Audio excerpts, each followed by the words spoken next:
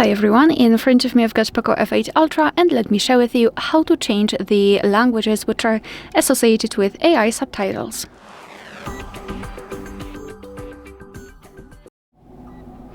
So let's begin with opening the settings, and here we have to scroll all the way down to find additional settings.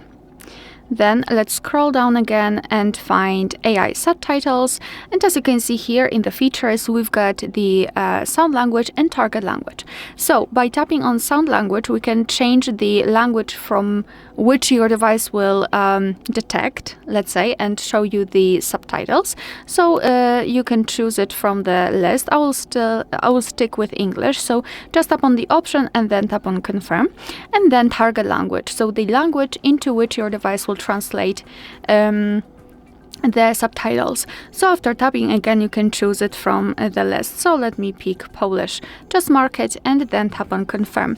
And now your device will translate from English to Polish in real time. Alright, so that will be all. Thank you so much for watching. Please hit the subscribe button and leave the thumbs up.